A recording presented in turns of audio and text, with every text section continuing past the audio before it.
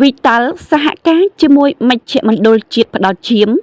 រៀបចំយុទ្ធនាការបរិច្ចាគឈាមស្ម័គ្រចិត្តនៅខេត្តបាត់ដំបង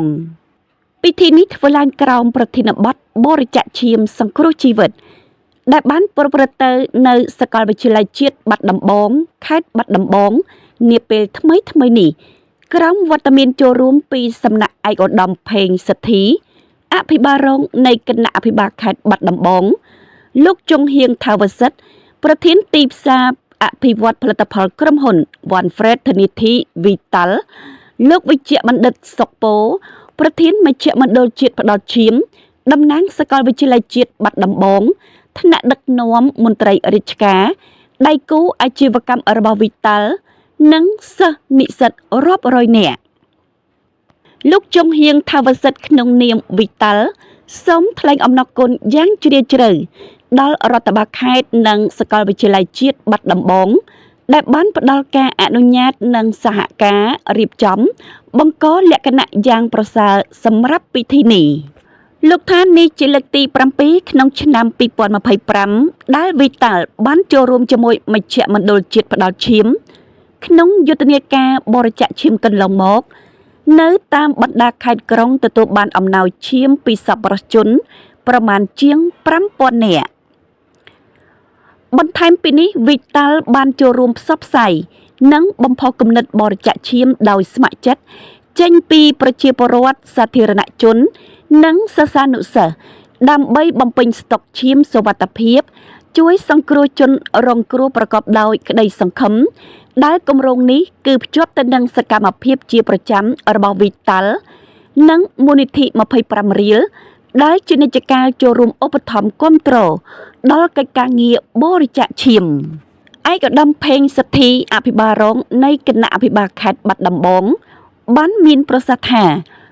ការចូលរួមផ្ទាល់ពីវិស័យឯកជននិងសប្បុរសជននានាគឺពិតជាពុំអាចខ្វះបានដើម្បីជំរុញឲ្យវិស័យសុខាភិបាល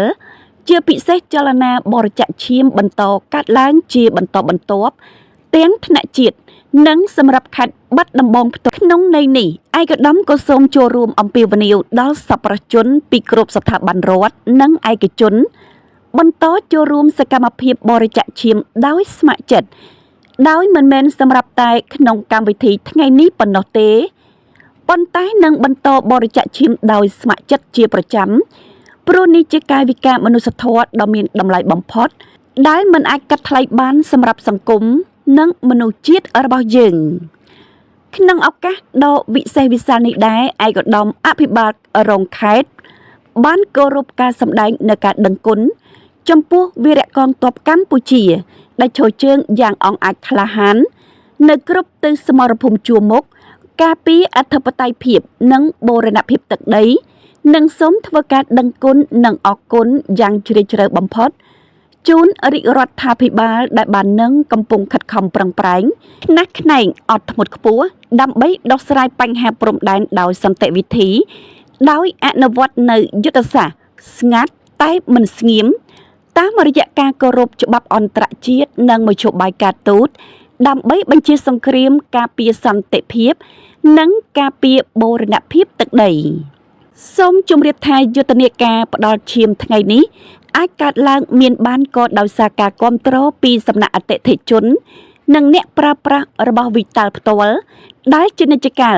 វីតាល់បានបន្តរក្សាបេសកកម្មក្នុងការកាត់ប្រាក់ចំណេញ25រៀលពីវីតាល់មួយដបមកប្រើប្រាស់ជាមូលធនសម្រាប់ការងារសង្គម